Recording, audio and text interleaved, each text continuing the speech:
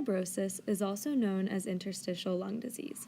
The definition for this condition given by our textbook is a variety of disorders in which ongoing epithelial damage leads to progressive scarring or fibrosis of the lungs. According to the Pulmonary Fibrosis Foundation, the continuous scarring makes it difficult for blood to be oxygenated. The resultant low oxygen levels can cause pulmonary fibrosis patients to feel short of breath, particularly during exercise or activity. This fibrotic process is predominantly a result of fibroblasts and small blood vessels that progressively remove and replace normal tissue. It has been found that this process can stem from more than 200 different lung diseases.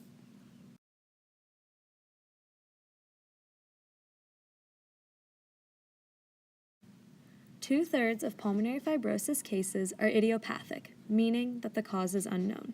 The remaining one-third of cases result from a fibrotic process in the lungs caused by healing scar tissue following active disease such as tuberculosis, systemic sclerosis, cystic fibrosis, or acute respiratory distress syndrome. Pulmonary fibrosis is often diagnosed between the ages of 50 and 70 years with a median diagnostic age of 66. The pathogenesis of PF permanently distorts and shrinks a lung lobe at the level of the alveoli and causes a significant loss of lung compliance. The lung becomes stiff and incapable of diffusion across the alveolo-capillary membrane, which causes hypoxemia. It has been hypothesized that the etiology of pulmonary fibrosis is associated with an imbalance of oxidants and antioxidants in the lung, alterations in telomerase activity, and apoptosis of alveolar epithelial cells. The signs and symptoms of this disease include fast, shallow breathing and shortness of breath.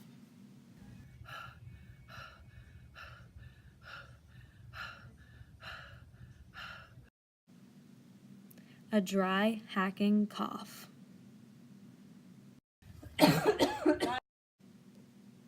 Unintended, gradual weight loss.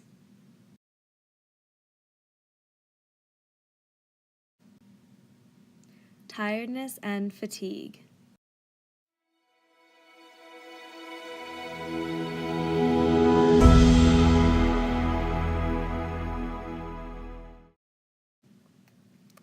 Aching joints and muscles. Clubbing of the fingers.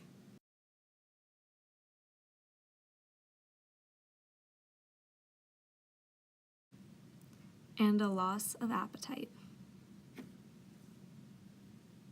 Oops.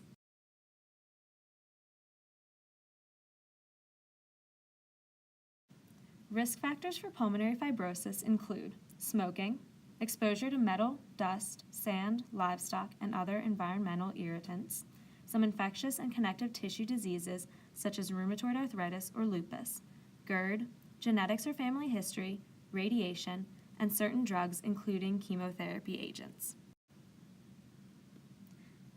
The most prone to pulmonary fibrosis include anyone with any of the risk factors, such as being between the ages of 50 and 70 or smoking.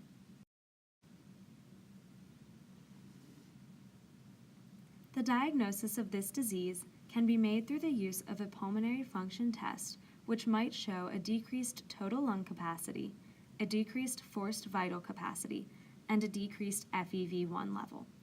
Another means of diagnosing PF is high-resolution CT, or if the CT scan is borderline, a lung biopsy may be performed. As of right now, there is no cure for pulmonary fibrosis. Thus, current treatments are aimed at slowing the process of the disease. These treatments include staying active and healthy,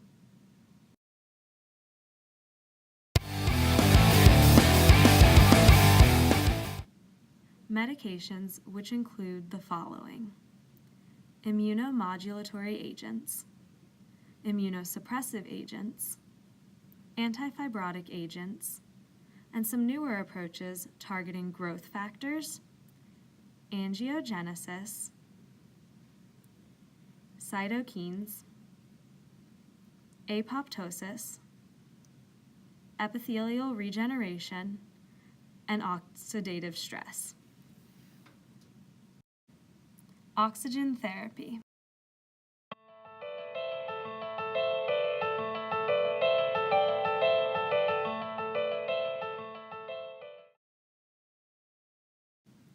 Pulmonary rehabilitation.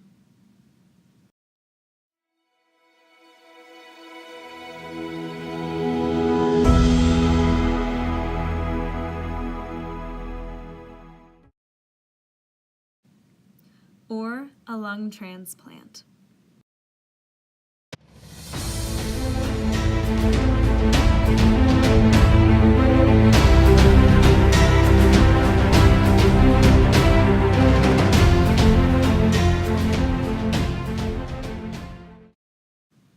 Despite the fact that these treatments will help slow the progression of pulmonary fibrosis, the life expectancy post-treatment is only 4 years. The identification of anyone with abnormal shortness of breath or a decrease in exercise tolerance might help to diagnose PF earlier and in turn increase survival time. Physical therapy implications might be aimed toward increasing peripheral conditioning and exercise tolerance levels while decreasing fatigue during activity.